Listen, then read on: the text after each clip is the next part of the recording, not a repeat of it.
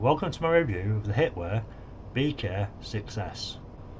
Now, for the first time on my channel, this time I didn't pay for the bike wheel money, I was actually sent it for free to test out. Now, to be fair, HITWAY have not put any demands at all in this review. They've basically said, here, have a bike, tell us what you think. So, welcome back to my channel, my first review of 2025, and let's get into it and see what I think. Now, to be honest, in the build up to getting this bike I was quite nervous. If you've watched my channel, the bikes that I've used so far are more powerful and bigger and more expensive. While I was waiting for the bike to be delivered, I went on the HITWAY website, had a look at the bike, the stats, what they wrote, and it's very hard not to prejudge the bike.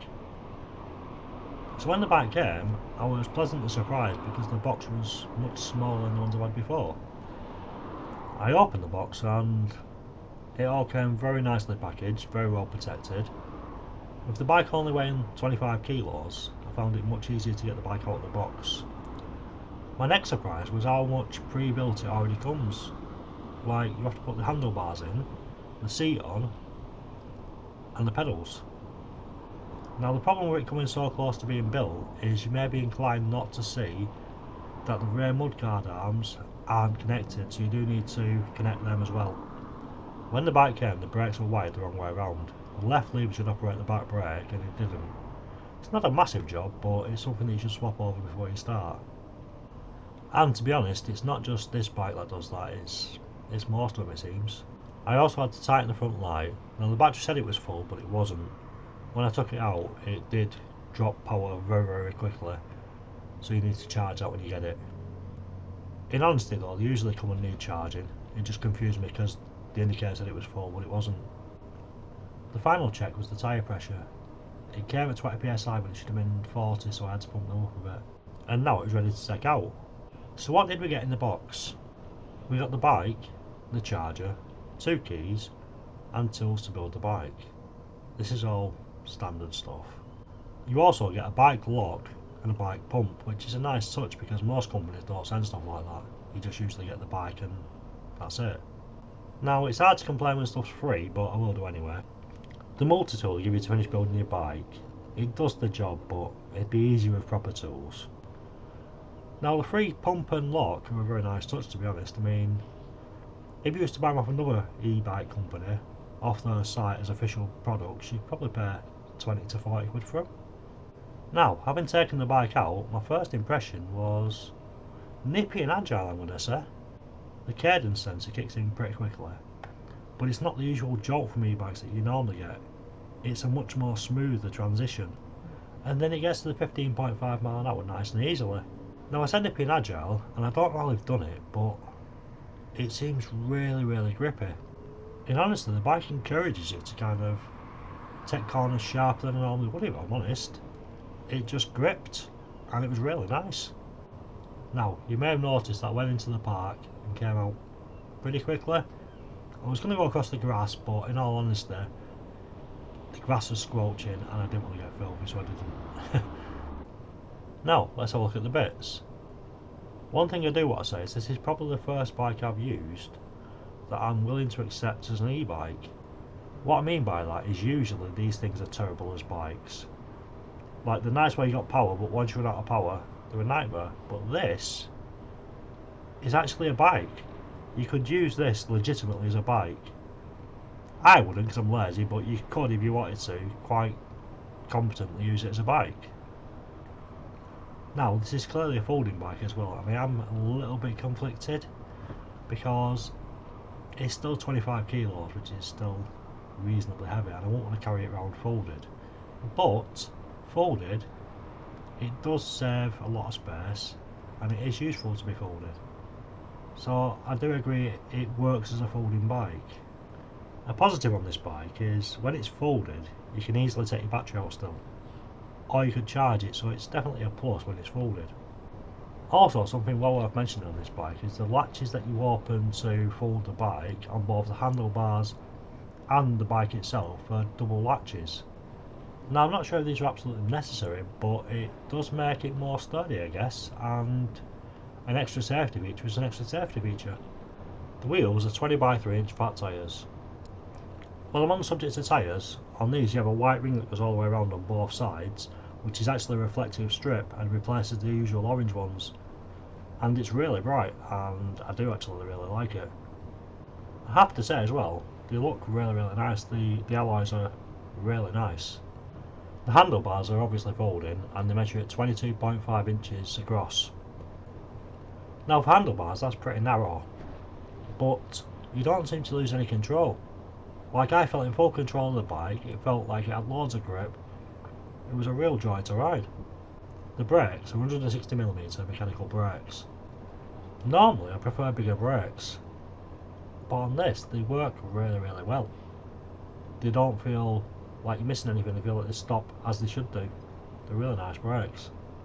It has plastic folding pedals, which I quite like as they're quite stiff to push in, so you don't fold them accidentally while riding. It has a rear and front light. The back light isn't a brake light on this one, but they're bright enough and they do the job.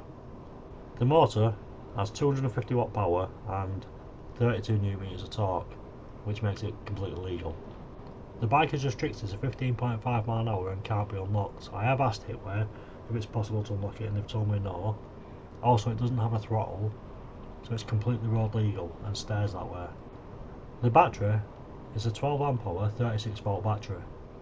Now I have tested this from full to empty and I got 19 mile, but I do have to say it's winter and it's absolutely freezing, we're in the minuses, and we all know that the cold isn't good for batteries, so I strongly suspect in the summer that same battery is going to give you 25, maybe 30 mile, but I can't say for definite because it's winter and that's all I can test it in. The battery comes with two keys, and without the key in the battery and the battery turned on, there's no power to the bike, which is a very good way of stopping your bike from being stolen. Also, it does have a little button on top of the battery, which if you press it, it'll give you the amount of power inside the battery whether your bike's plugged into the bike or not, which is also good. Also, to be clear, that's in pedal assist 3, so I'm making the bike do all the work it can and me doing as little as possible. So with a lower pedal assist, you're going to get more out of the battery. Now the bike only has front suspension, but it also has suspension in the seat post, and along with a really comfy seat, it feels like you genuinely have front and rear suspension. It's really comfortable to ride. Now on this bike it has a rear rack, but the rear rack is actually a padded seat, and it seems pretty sturdy, nice and padded, but you can actually unscrew that seat and convert it back to a rear rack, which would be more than adequate for a small child or doing your shopping on or whatever you want to use it for, really. The LCD is very basic, but what do you need from an LCD? It tells you all the information you want. It's got 3 pedal assist modes. The one fault it does have is it refuses to accept that the bike can do more than 15.5 mph. Like, it just says 15.5 mph, and if you go faster it's like, nope, still doing 15.5, it refuses to budge. For gears, it has a 7-speed Shimano Tony gear system. It's pretty much the standard, I think, for all these bikes now. Very reliable, very simple, good solid system. It comes with front and rear metal mud guards, which definitely do the job. So what do I actually think of the bike? Now in full honesty, it's really hard for me to be negative because the bike costs £650. Now if you put in my affiliate code, the NEG 30 off, you'll get another 30 quid off the bike, which puts that down to 620. And as I said before, the pump and the lock, you're probably looking at 30-40 quid worth of stuff there, so that probably puts it at like 580 realistically for just the bike. In honesty though, I've said about the price, but I don't think the price really matters because I've done about 25 miles on it so far, and it's really well built. There's no rattling, there's no squeaking, there's no random noises coming from random places. It just feels a sturdy, solid bike that works, and that's quite nice to know.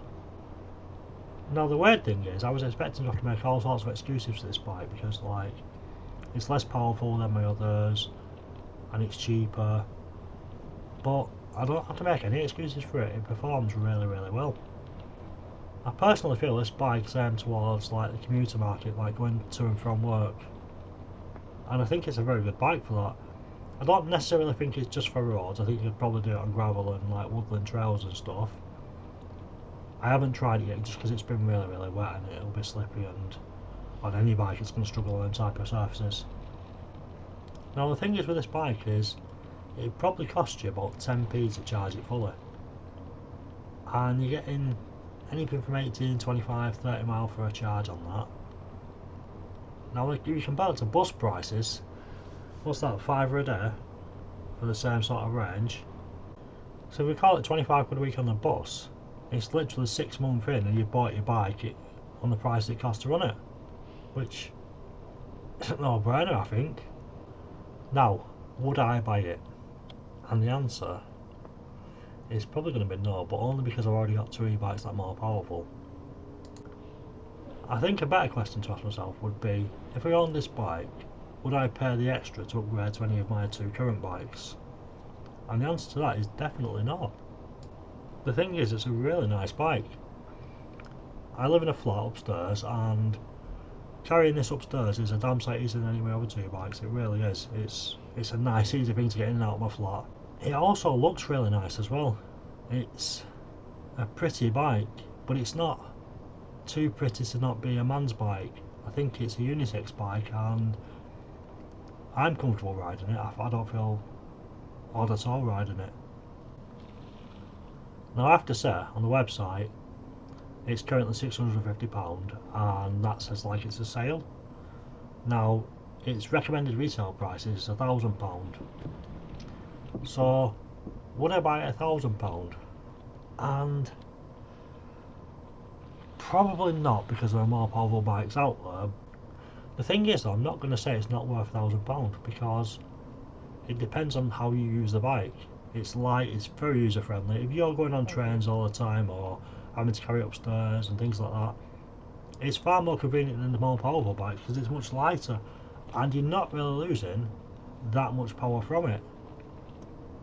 So all in all, it definitely competes with them.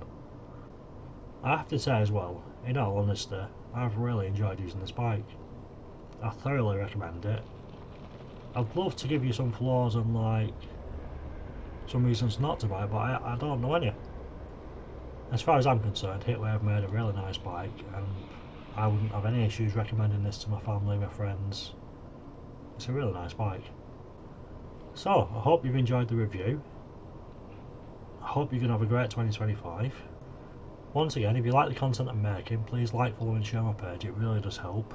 Again, if you have any questions, feel free to put them in the comments and I will get back to you on them. And if you've made it this far, thank you for watching, and I shall see you in the next video. See you soon.